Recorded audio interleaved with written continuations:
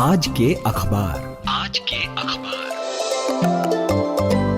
Hello नमस्कार, good morning. आप सुन रहे हैं आज तक रेडियो का डेली मॉर्निंग न्यूज शो आज के अखबार। मैं हूं मानव देव रावत, जो मंडे टू फ्राइडे आपके लिए लाता हूं ताजा अखबारों के साथ ताजा खबरें।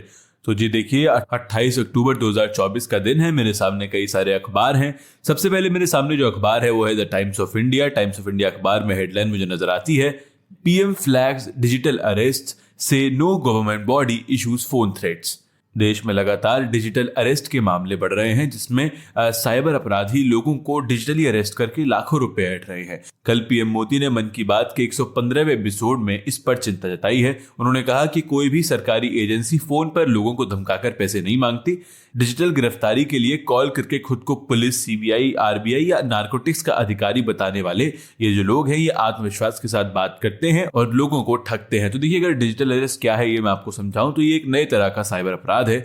इसमें जो ठग होता है वो वीडियो या ऑडियो कॉल करता है, खुद को कोई बड़ी पोस्ट का अधिकारी बताता है और गिरफ्तारी का डर दिखाता है, परिवार के बारे में भी डराता है और फिर पैसे ऐंठता है। गृह मंत्रालय इसी साल मार्च में स्पष्ट कर चुका है कि केंद्रीय जांच एजेंसियों के नाम से आने वाले फर्जी कॉल से लोग सतर्क रहें। वहीं इन बढ़ते मामलों के बीच भारतीय कंप्यूटर आपातकालीन प्रतिक्रिया टीम यानी CERTN ने डिजिटल अरेस्ट से बचने के लिए एडवाइजरी जारी की है। टीम ने बताया कि देश में ऑनलाइन ठगी के 1 दर्जन से ज्यादा तरीके काम कर रहे हैं। इनसे बचने के 5 सिंपल पॉइंट्स हैं। पहला कि सतर्क रहें, दूसरा इनकी तरफ ध्यान कम से कम दें, तीसरा घबराएं नहीं, चौथा जल्दबाजी में कोई डिसीजन ना लें और पांचवा फिशिंग से बचें। फिशिंग क्या होता है कि ईमेल के जरिए अगर कोई आपको ऐसे संदेश भेज रहा है जो कि अनबिलीवेबल लगते हैं, अजीब लगते हैं, तो आप उन पर क्लिक ना करें। अगर आप उन लिंक्स पर क्लिक करते हैं तो हैकर आपको ठग कर आपके कंप्यूटर से डेटा चुरा सकता है, जिसका इस्तेमाल आपके ही खिलाफ कर सकता है। दूसरी हेडलाइन मुझे द हिंदू में नजर आ रही है। द हिंदू अखबार के फ्रंट पेज पर हेडलाइन है,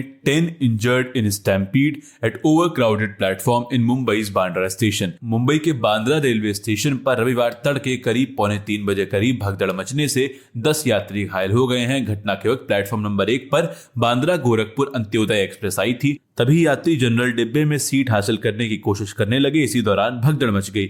आरपीएफ और जीआरपी जवानों ने बुरी तरह से घायल लोगों को तुरंत अस्पताल पहुंचाया और 2 घायलों की हालत अभी भी नाजुक बनी हुई है। पश्चिम रेलवे के एक अधिकारी ने बताया कि दिवाली और छठ के लिए हजारों यात्री इन दिनों गुजरात, यूपी और बिहार जा रहे हैं। 130 विशेष ट्रेनें भी चलाई जा रही हैं, लेकिन लोग चुनिंदा ट्रेनों पर ही यात्रा करना चाहते हैं। इस पूरे मामले पर शिवसेना यूबीटी के नेता संजय राउत ने रेल मंत्री पर सवाल उठाए हैं। उन्होंने कहा कि नरेंद्र मोदी के तीसरी बार सत्ता में आने के बाद 25 बड़ी रेल दुर्घटनाओं से 100 से अधिक लोगों की जान जा चुकी है। क्या रेल मंत्री इसके लिए जिम्मेदार नहीं है? इसके बाद जब मैं द स्टेट्समैन अखबार उठाता हूं तो मुझे उस पर हेडलाइन नजर आती है, disengagement first step, D escalation next, said EAM।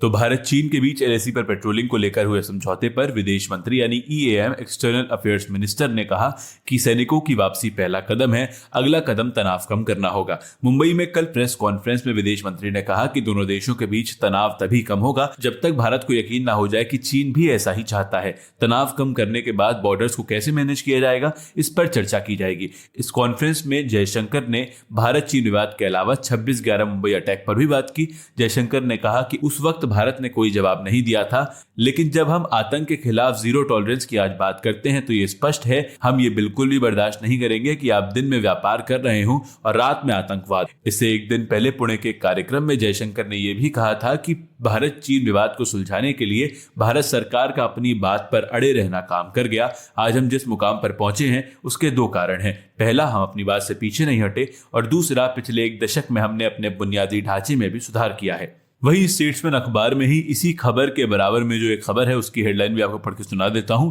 Headline है, Shah calls for change in Bengal ahead of 2026 assembly polls. तो केंद्रीय गृह मंत्री अमित शाह ने कल पश्चिम बंगाल में बीजेपी के सदस्यता अभियान की शुरुआत की। इस दौरान उन्होंने भाषण दिया जिसमें उन्होंने कहा कि आज बंगाल में रविंद्र संगीत की जगह बमों की आवाजें सुनाई दे रही हैं।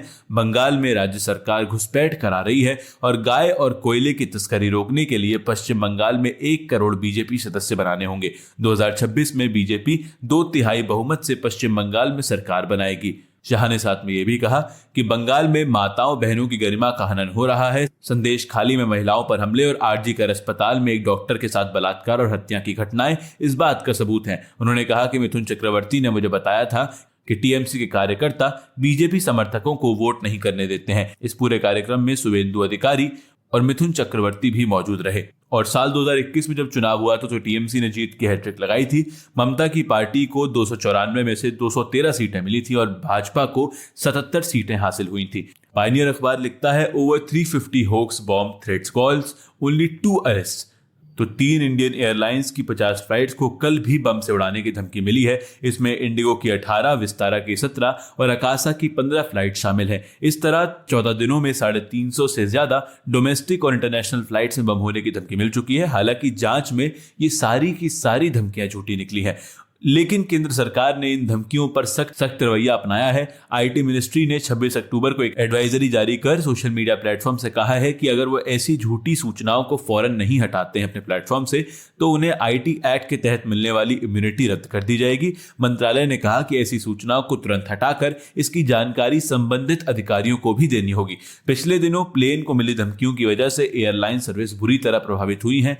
एविएशन मिनिस्ट्री को 600 करोड़ से ज्यादा का नुकसान हुआ है। केंद्रीय सिविल एविएशन मिनिस्टर के राममोहन नायडू ने कल कहा कि केंद्र सरकार बम की झूठी धमकियां देने वालों को उड़ान भरने से रोकने के लिए कदम उठाने पर विचार कर रही है। इसके लिए सरकार कानूनों में संशोधन करने पर विचार कर रही है। कानूनों में बदलाव किए जाएंगे और जो लोग इस तरह की गतिविधियों में शामिल होंगे उन्हें कड़ी से कड़ी सजा दी जाएगी और जुर्माना भी लगाया जाएगा। ऐसे लोगों को नो फ्लाइंग लिस्ट में भी डाला जाएगा। हम आने वाले दिनों में इसकी घोषणा करेंगे।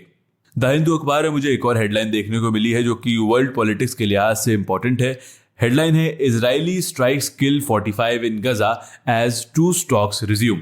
तो उत्तरी गजा पर इजराइल द्वारा किए गए हमले में कम से कम 22 लोगों की मौत हो गई है। फिलिस्तीनी चिकित्सा अधिकारियों ने ये जानकारी दी। इस बीच इजराइल के प्रधानमंत्री बेंजामिन नेतन्याहू ने कल कहा कि इजराइल के हमले में ईरान को गंभीर रूप से नुकसान पहुंचा है और इस हमले से उसके सभी लक्ष्य हासिल हो गए हैं। गजा के स्वास्थ्य मंत्रालय की आपातकालीन सेवा ने बताया कि उत्तरी शहर बेतलाहिया में शनिवार देर रात कई मकानों पर और इमारतों पर हुए इन हमलों में मारे गए लोगों में 11 महिलाएं और 2 बच्चे शामिल थे। आपातकालीन सेवा ने कहा है कि बाकी घायल होने वाले 15 लोग और मरने वालों की संख्या बढ़ सकती है। इजरायली सेना ने इन हमलों को लेकर तत्काल कोई टिप्पणी नहीं की है। इजराइल पिछले 3 सप्ताह से उत्तरी गजा में बड़े पैमाने पर हवाई और जमीनी हमले कर रहा है। उसका कहना है कि हमास के चरमपंथी वहां फिर से संगठित हो गए हैं। साल भर में जारी युद्ध के दौरान विस्थापन की ताजा लहर में सैकड़ों लोग मारे गए हैं और हजारों फिलिस्तीनी गजा सिटी छोड़कर चले गए हैं।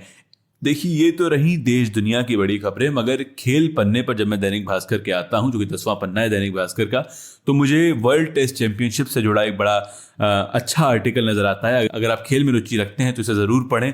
हेडलाइन है, भारत को 4 जीत जरूरी, नहीं तो फाइनल की एंट्री अन्य टीमों से तय। तो पुणे टेस्ट में भारत को 113 रन से हराकर सीरीज अपने नाम करने के बाद न्यूजीलैंड की टीम वर्ल्ड टेस्ट चैंपियनशिप की अंक तालिका में 4थे नंबर पर पहुंच गई है। वो टॉप 2 में जगह बनाने के करीब है। वहीं भारत की कंडीशन थोड़ी कमजोर हुई है।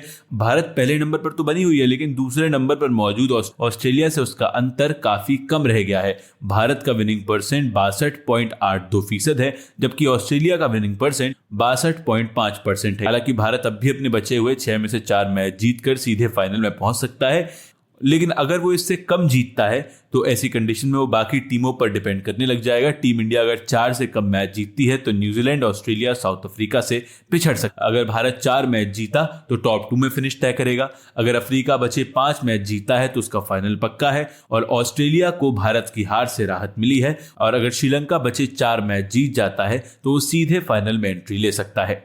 तो आज के अखबार में आज के लिए तो इतना ही।